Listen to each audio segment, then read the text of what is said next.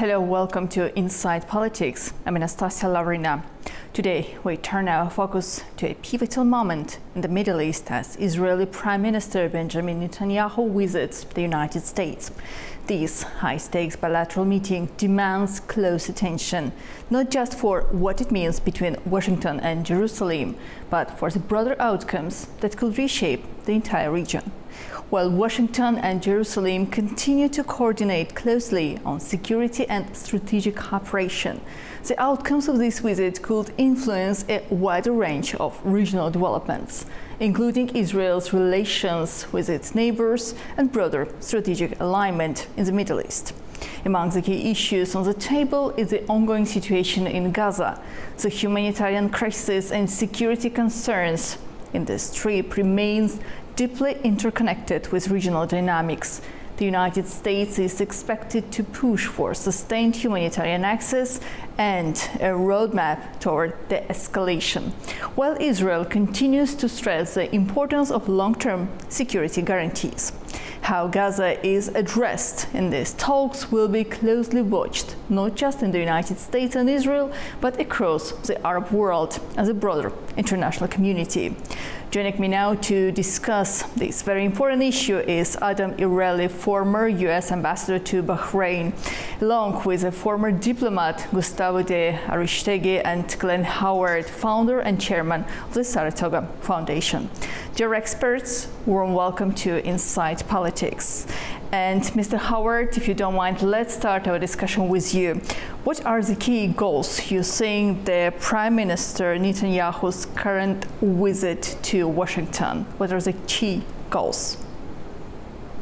Well, I don't know what his key goals are, but I can tell you certainly what President Trump wants, and that's he wants to have a ceasefire deal on Gaza, and he wants to have an Iran nuclear deal so that after the recent attacks on Iran, they really want to try to strike some type of agreement with Iran on its nuclear program, and whether they'll get that is a different thing. And obviously, I think in that regard, there's a difference in views between President Trump and Netanyahu on how to proceed with Iran. But President Trump's goals are basically to try to get this Gaza prisoners and hostages released, and so that's obviously been a key part of what they've been negotiating for 21 months now.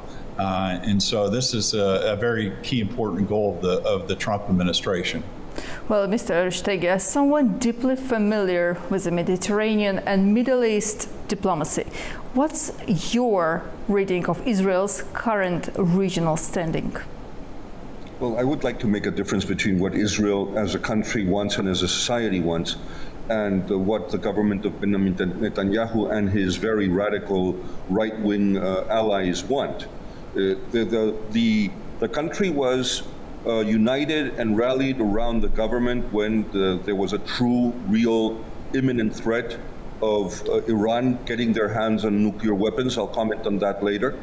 But the Gaza situation is a completely different ballgame.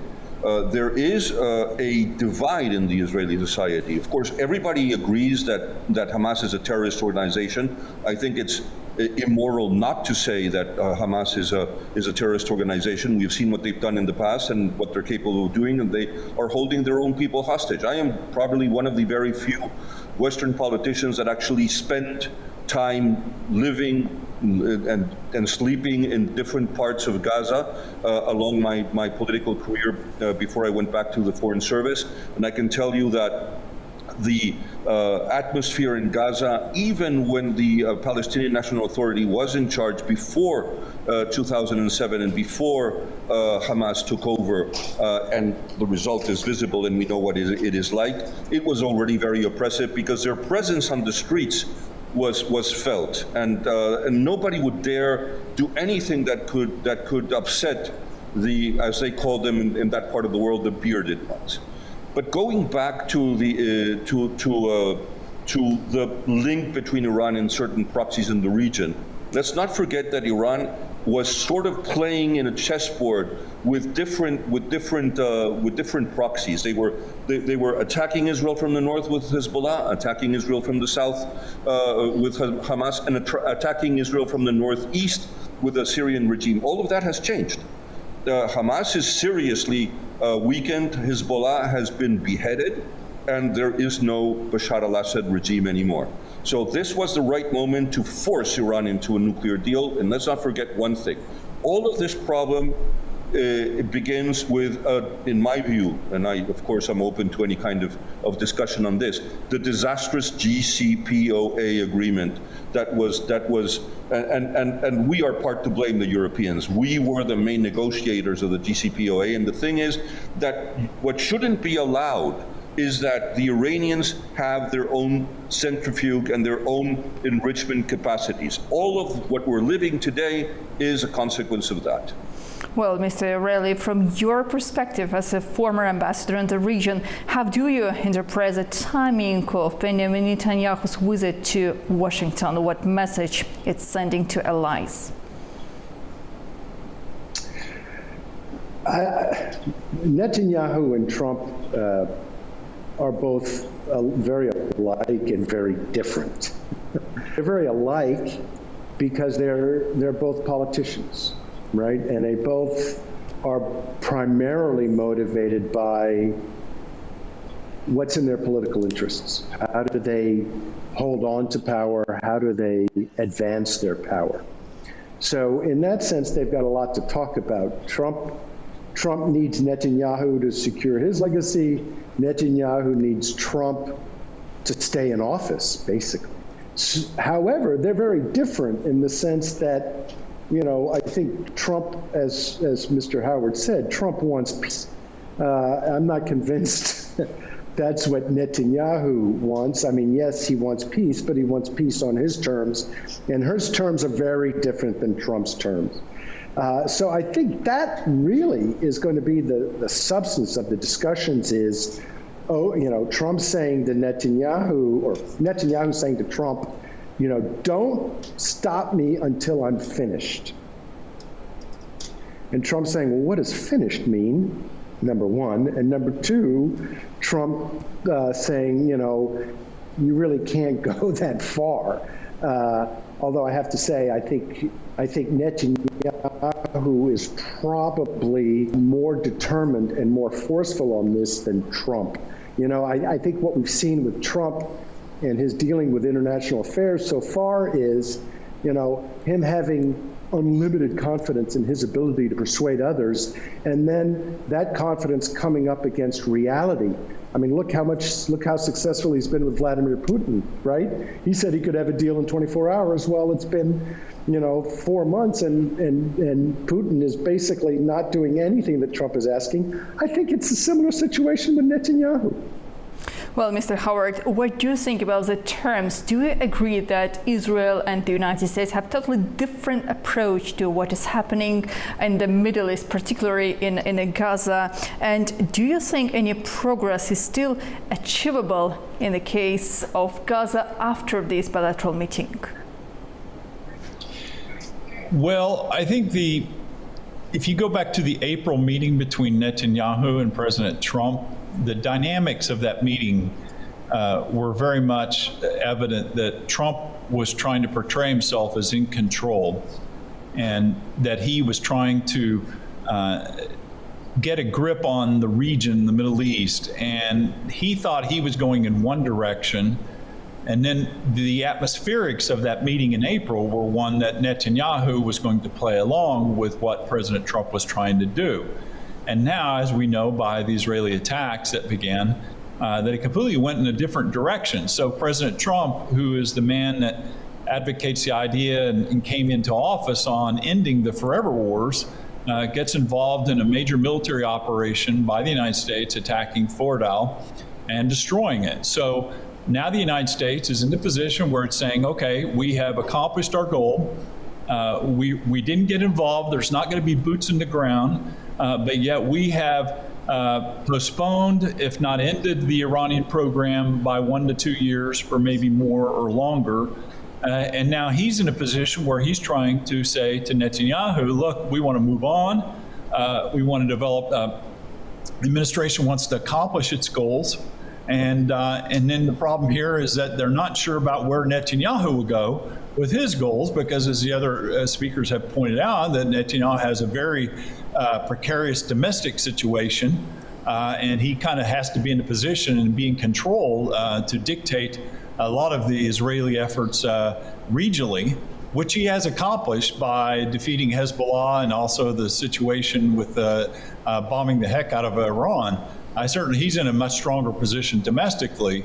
But these are the two contrasting positions between the two leaders. And President Trump is the person who has his own cabinet and views that are called restraint, where they're trying to restrain American involvement in the Middle East, led by J.D. Vance. And yet he went completely opposite against that view of members of his own cabinet and got involved in the attack. So, and this was based upon the meeting in April. The dynamics were completely different. And if you look at U.S. relations with Turkey, President Trump was telling Israel that we want to play a role. We're going to normalize relations with Syria. We're going to remove the Syrian government from the terrorism list, and we're going to normalize relations. And we're basically going with what Prime Minister Erdogan's plan was, to normalize relations with Syria. So he went completely opposite direction with what was going on with Israel. And it appeared that he was in the driving seat on U.S. Middle East policy, and that Netanyahu would go along with him. But then he didn't. And so they went in a completely different direction. So you're asking about the situation with the meetings today. I don't know. I don't know if it's really safe to say mission accomplished in case of what Trump was hoping to achieve in Iran when they bombed the nuclear facility. Maybe they didn't. But it's obvious to me that Netanyahu is very precarious domestic situation, still wants to conduct attacks not only on the Houthis, but also on Evan prison inside of Iran, which basically is a signal for that he wants regime change inside of Iran. And I can't say that President Trump wants to change the regime in Iran. I think he wants to say, we bombed them, we set back the nuclear program. Okay, let's move on. Let's get a nuclear deal with Iran and bring peace and stability back to the Middle East and end the forever wars. But I can't say with very strong an opinion that that's going to happen today. Or even, I mean, the meeting may go well. They may agree and have the atmospherics may be perfect, but who knows what happens after the meeting? It may go in a completely different direction because of Netanyahu's domestic situation. That's very interesting, Mr. Aristegui. Just recently in his interview, President of Iran didn't exclude the possibility of a new nuclear talks with the United States, and it seems that it's two different processes for the future: Iran, United States, and Iran and Israel. Therefore, do you believe there is any realistic diplomatic framework emerging that could de-escalate tensions in Gaza without undermining Israel's security posture? And the same question about Israel and Iran. Well, I think that some background is of the essence here. We have to understand what kind of a threat and what kind of a overreaching power Iran has been in the region. I lived in Beirut in the 80s. I served in the region in the 90s, and everybody was afraid, scared of Iran. Let's not forget that the brutal attacks against Western interests in the early 80s, American Embassy 83, Marine Barracks 84, French parachute troops and the Italians in '84, the kidnapping of foreign ambassadors, including my own father, who was a Spanish ambassador in Beirut at that time, the bloody war between the Shia factions that was called the War of the Black Banners, or the War of the Brothers, between '86 and '89, that eventually gave Iran the upper hand, completely destroying and annihilating Syria's influence over what was their look and perception of the Shia world in the region. Let's not forget that the Alawites are a Shia, not faction, they're a Shia heresy, okay? And that is exactly what was in the negotiation table. Imam Khomeini, just before he died, gave the Hafiz al-Assad regime the prize, the lottery, to admit them into the fold of the Shia world. They said that they are real Muslims. They are not they are not heretics anymore. And this is exactly what they wanted at that time. That is what brought the Syrian regime into the fold. The fact that they don't have the Syrian regime anymore has changed the region dramatically, and this and has made the attacks of the United States and Israel possible and effective. Let's not forget that. And then there's one other thing that we have to put into the equation. Of course, I'm not going to forget, as Mr. Howard said, the internal judicial situation of Netanyahu that is dictating almost every decision that he takes, and which is completely irritating, in my point of view, the American administration, because they are not getting what they want from the Prime Minister of Israel. But there are three actors that have been doing different kinds of mediations very effectively, each one in their different capacities. Let's not forget the direct mediation between the Syrian regime and Israel that was done by the United Arab Emirates. Let's not forget the mediation of the Saudis between the United States and the new Syrian regime that made it possible for the U.S. to lift sanctions against Syria. And finally, let's not forget the mediations of Qatar between Hamas and Israel, and that many times we forget that those channels have been kept open at the request of the United States and even of Israel. And that is the reason that why is it that there are Israeli negotiators as we speak today in Doha, in the state of Qatar. This is the reality and the context of the region. And now to your nuclear deal part. It is of the essence that we understand that the nuclear deal that this administration is trying to put on the table is completely different to the JCPOA. What they want is that Iran, if they want a peaceful civilian nuclear program, they need to accept to source their nuclear fuel from outside of Iran and not try to enrich it from within Iran. Right now we know that they have 500 kilos, which is over 1,000 pounds of uranium that has been enriched over 60%. And as the International Agency for Atomic Energy has very clearly stated, from 60 to 90, which is weapons grade, there is only some days.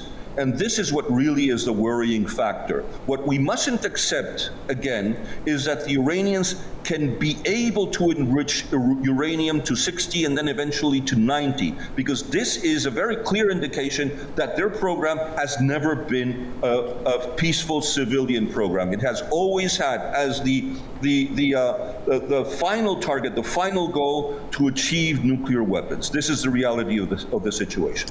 So, Mr. Ireli, how do you think, in order to satisfy both sides, what role can the United States realistically play in advancing security guarantees for Israel, humanitarian access for Gaza, and de-escalation with Iran?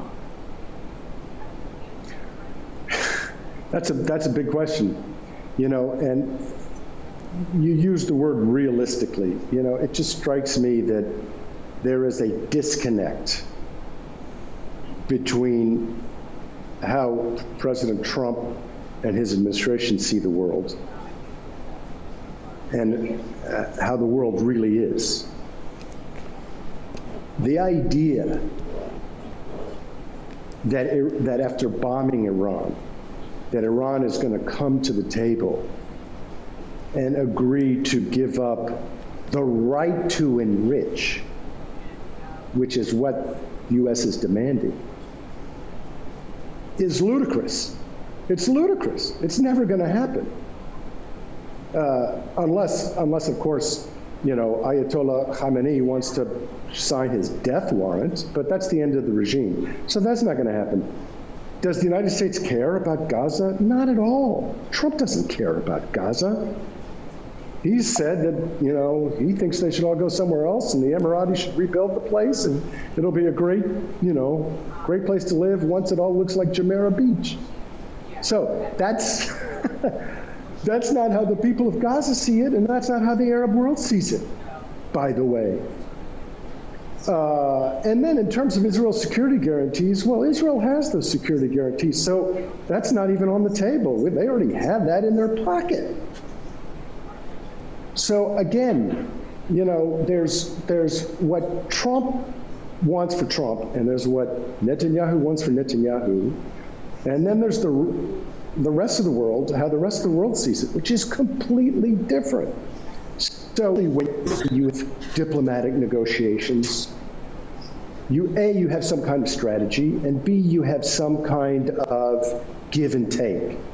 I don't think Trump has any strategy other than what makes him look good in the polls. A story going around in the United States, and people I've talked to thinks it has some truth to it, that, you know, Trump decided on Iran because he saw how good, you know, Netanyahu was doing on American TV with his bombing campaign. And he said, look, man, Fox is loving Netanyahu. I'm going to get in that game. That's how Trump thinks. That's how Trump acts. So if you ask me what's the plan, there is no plan. They're playing this by the seat of their pants, at least for Trump. He's playing it by the seat of the pants. He's worried about his ratings. He's worried about, you know, how this gets him votes or doesn't get him votes. And Netanyahu's playing him like a fiddle. And the rest of the world is just scratching their heads thinking that somehow they're missing the big picture. No, they're not. There is no big picture. It's opportunism, it's ego, and it's completely disconnected from reality. Mr. Howard, previously you mentioned Turkey, and actually official statement Minister of Foreign Affairs made about the serious consequences if there is no de-escalation, especially in Gaza. Therefore, do you expect any outcomes of these bilateral meetings for the situation and the position of Turkey may have in these further relations in between, especially taking into account the position, the stance of Syria also? Well, I think that President Trump's relations with Erdogan are extremely good. And in fact, I think President Erdogan has played a big role in convincing him to back the reconstruction of Syria and try to get Syria normalized. And removing the sanctions was a huge achievement. And actually, it was very much attributed to Erdogan's influence with Trump. And I think that the instincts of Trump are to pull out of Syria, but there's this element that's still kind of pulling on him within one section or faction within his cabinet that still wants to kind of play a major role in the Middle East, and it's unclear about where that will go. Now, Turkey's involvement in reconstruction of Syria is very much an irritating factor to Israel, but it basically, based upon the April meeting and the normalization of U.S. relations with the removal of al-Shara from the terrorism list by the U.S. is certainly a major achievement and a victory for Erdogan in this struggle between not Azerbaijan, but in the struggle between Israel's influence and efforts to try to play a role in Syria and those of Turkey. And I think what's happened is that Erdogan has won out in Syria, but Netanyahu sort of kind of lost because Trump backed Erdogan with that. Now, in the regional dynamics, if you look at what's happened with Israel and Iran, you would say quickly that the United States is 100% moved in a position to support Israel on that. But it was done with great regret and very much a strong degree of reluctance. Now, I would agree with with the ambassador on his views about the administration. There is this kind of winging it approach to foreign policy, but it's by the Trump administration. But I would say that it's also because of the domestic policy inside the U.S. I mean, he's had certainly domestic priorities are very, very important. And the passage of the Big Beautiful Bill has really put Trump in a major position. He's doing a victory lap right now, and he took out the nuclear facility at Fordow. So he showed one wing or one group in America that he will take action abroad. But where it goes from here is very much, I hate to say it, but I think Netanyahu is going to be kind of playing the spoiler role and trying to create some issues with Trump's objectives in the Middle East. And obviously, Trump went to Saudi Arabia and Qatar in the UAE, he went on this visit to the region and he didn't even visit Israel. So he set out with one set of goals, which very much irritated Netanyahu. And then he visited the countries and basically said the Arabs, he's got all these big agreements with these countries. So he's clearly pivoting and signaling who he's playing favorites with, but then he certainly pivots back to Israel and backs the bombing and the Israeli bombing campaign. And I would point out one thing, that the goalposts, to use an American football expression, are being moved on the Iran deal. Today, the Israeli defense minister said, well, it's not so much the enrichment program now that we're worried about. Iran has to get rid of all of its missile launchers. And so they're now focusing on the missile launchers as remaining a threat to Israel. And that statement alone will create some problems for the Trump administration trying to get a deal with Iran, because now it looks like Israel's kind of changing its goals and objectives on what they want in Iran, which is not only the removement and elimination of the nuclear program. Now they're saying the long-range ballistic missiles are an issue. So good luck to Steve Witkoff in trying to navigate his way through these differing objectives between Israel, the United States, and Iran.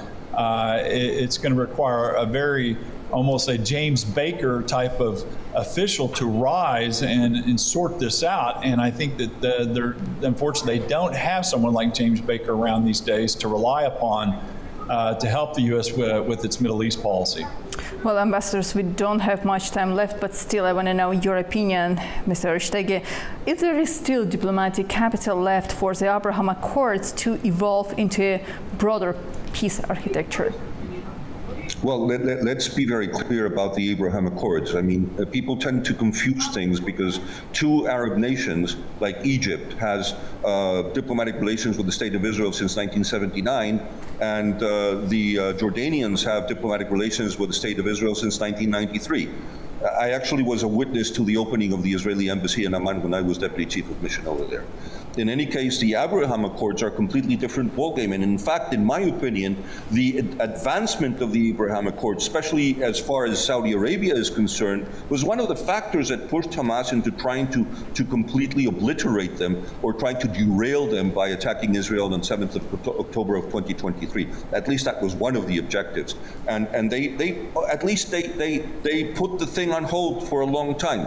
The Saudis were very cautious, and I think that they played it very cautiously and very intelligently. They said, listen, we can't advance down this road if there is not some kind of solution or an end to the situation in Gaza. Right now, things are completely different.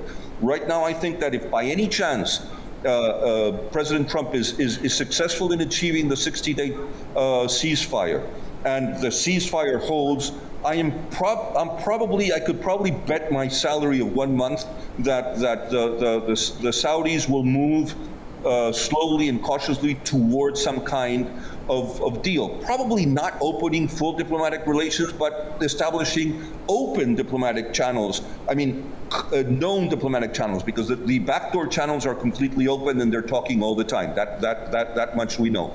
But even with a country that has been many times questioned in the Israeli media and by the Israeli right as being one of the main problems in the region, which is Qatar. Qatar is a main ally of the United States and has played a major role of mediation on behalf of the United States and even on behalf of Israel. And they were, and let's not forget this, it was the first Gulf country that had an official office in Tel Aviv, and Israel had an official office in Doha until the Saudis forced them to close it.